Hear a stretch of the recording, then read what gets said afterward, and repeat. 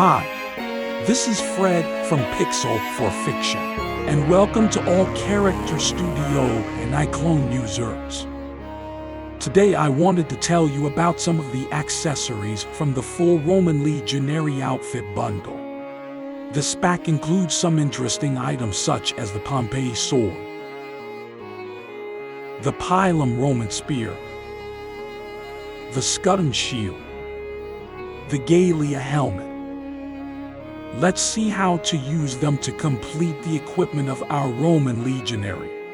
When it comes to historical costumes, I always try to take a documentary approach. I should point out that I was, in another life, an advertising and documentary film director.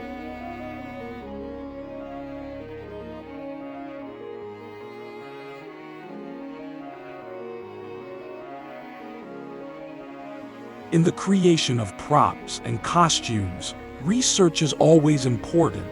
It may require archaeological resources, sometimes even philo resources when you want to reproduce the costumes of certain contemporary eras. For example, for the clothes of the vintage years, you just have to watch some good contemporary films of that time. And you don't even need to call a researcher.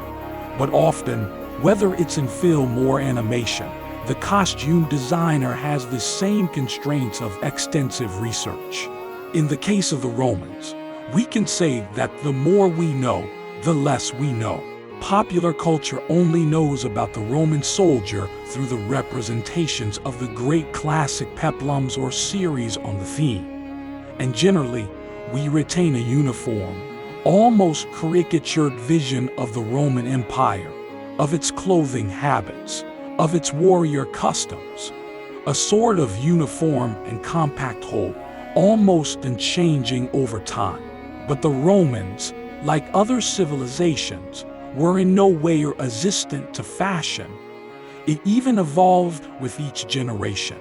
Imagine a GI from the 1940s wearing a 1917's Tommy helmet, a camouflage jacket from the First Gulf War, shoes from the Korean War, and a Vietnam-era M16 rifle. There are only a few decades between all these conflicts, but any of our contemporaries could recognize quite easily everything that is wrong with the soldier if he was dressed like that. In reality, we must remain very modest at this level. The representation of our Roman soldier could look a bit like that. And what we try to avoid, with more or less success, is this kind of superimposition of eras, the dubious historical mix, even frankly laughable. For my part, I do not claim any truth, and forgive me if the costumes presented today will later belong to different eras when new discoveries are made. As I said, I tried to get as close as possible to historical resources and to offer you the best of my research. Unfortunately, archaeological research cannot pretend to such a great precision in time either. Very often, we only have a time scale in centuries when we would have liked to be more precise. After this brief aside, let's start with the helmet. This is the famous Roman helmet with its cheek protectors, so classic in modern representations. This helmet is directly inspired by the one of the Gauls. Moreover, the latter, who were readily declared as barbarians, bequeathed quite a few inventions to the Romans. This model is thought to be contemporary with the 1st century. Let's apply it to our character and see how we can exploit its possibilities. First of all, we'll notice that it's oversized. That's because our character has a small head, but that's not a problem thanks to the scale gizmos. Reduce the size until the helmet is correctly positioned on the head of our young legionnaire.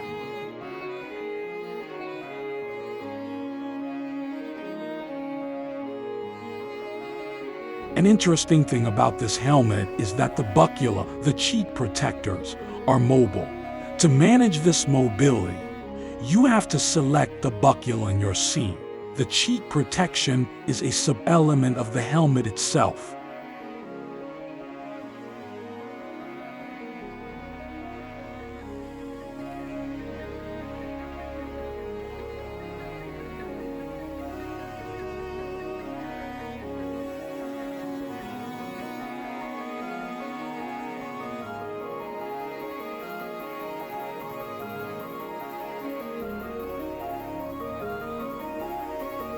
As you can see, the adjustment of this mobility is quite easy. The pivots are in the right place and in the right axis. It's up to you to create, or not, to simulate certain movements of these protections. Know also the different skins that can be integrated in your different scenarios.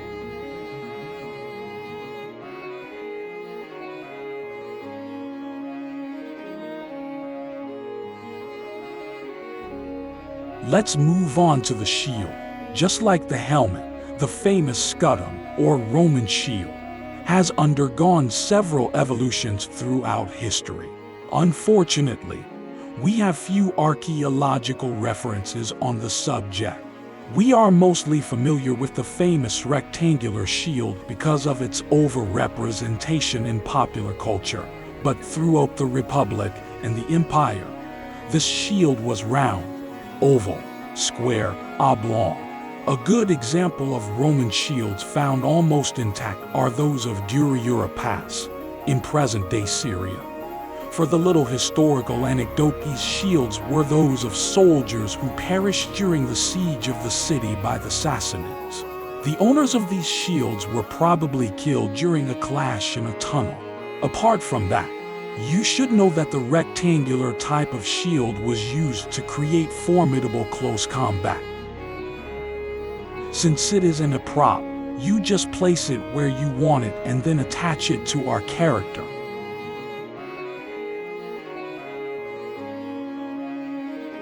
Here I chose the left hand, but you can do it on any other part of the body.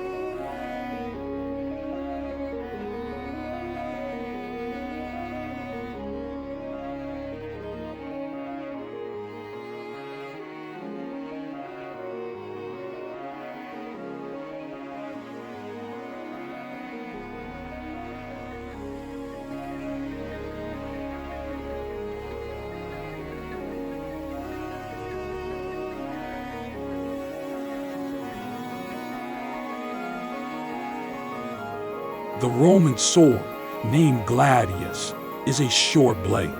Such a weapon in the chivalrous fights of the Middle Ages would have been perfectly useless or dangerous to handle. However, in this ancient time, it remains an excellent weapon in close combat of which the Romans were masters. The sword is of the Pompey type, unlike the shields which are quite rare. However, an interesting number of swords from different periods have been found. As I am attaching this collection to the 1st century so that users can recreate biblical scenes relating to the time of Christ, the Pompey style is the closest. The sword has a scabbard, which is directly attached to your character's body, while the sword itself appears in your hero's hand. But you might want to have a sword and scabbard set in a prop format and attach it to your soldier's belt. To do this, go to the prop folder, choose the sword of your choice, as well as a scabbard. You will notice that both are perfectly assembled. Now you have to link, not attach, the blade with the scabbard. This way you can easily create interesting moves like drawing a sword.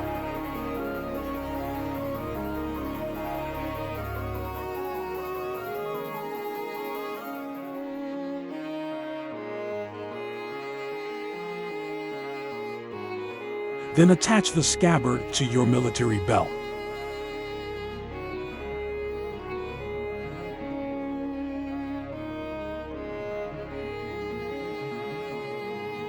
To simulate a legionnaire drawing his weapon, I can suggest a method, but you can use others. Remember, in animation as in cinema, it's all about the art of creating illusion. Your legionary is on patrol, his sword is in the scabbard, but he has just had a dangerous encounter and must draw his weapon. Okay, now we will see how to draw a sword. From now on, create a transformation key. Select your blade. Make sure your gizmo is in local mode and not global. Move a few frames. Don't pay any attention to your hand.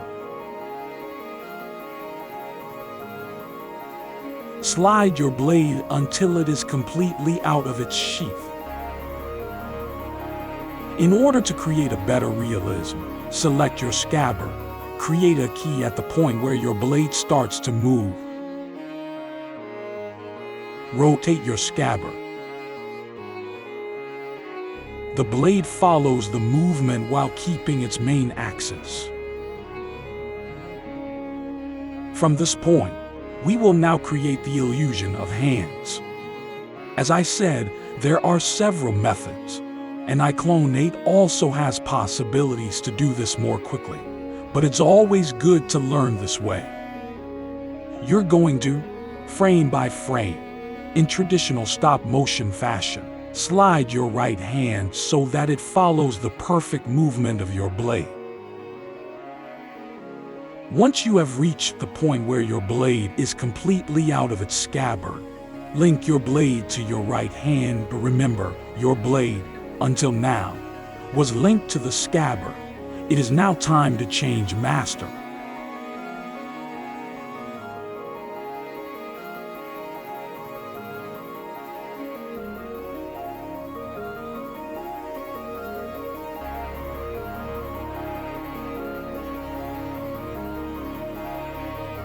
Move forward a few more frames to complete the move.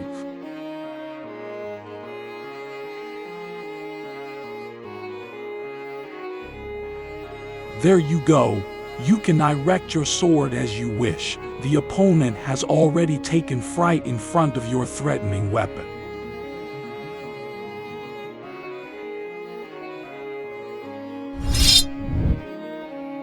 I lived for a very long time in a region where many nomads still walked around with their famous curved blade dagger. I was told that it was a traditional and aesthetic privilege, but I think it was much more than that. When a nomad draws his Jambya, it is better not to be the cause.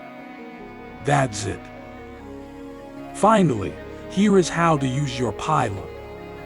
The famous Roman spear. Very early in antiquity, it was realized that the use of such a weapon could be problematic, as long as it could be used by the opponent in case of an unsuccessful throw. It is known that this weapon was often used to break frontal attacks by using it as stakes. Caesar himself advocates this use during an attack against the Helvetians tribe. The Pilum was also used as an instrument of torture. Impalement on Pilum, or the laying of heads of defeated enemies, could be an example of this detour of use. Let's go now to the details of our model. You will notice that it is a group of 3 props: the shaft, the iron or point, and the handle. When you want to animate the whole thing, don't forget to execute this action through the whole group. These 3 elements can be disassembled from the set if needed. The handle can also move to adjust it to the size of your character. For example, you can recreate the moment when an attacker is hit with a Pilum and the tip of the Pilum is embedded deep in the wood of the opponent's shield, making it very difficult to use. That's it. I hope I was able to help you in the use of these accessories. Don't forget that the Pixel4Fiction packs are updated regularly with a simple rule. When you buy a pack of clothes or accessories, you will get all the updates for free, even if the update is confidential. I'm thinking of improving these packs a lot over time by adding extra accessories like the Pugio dagger, extra skins, and the famous bard weighing at least 30 kilos and including the campaign kit.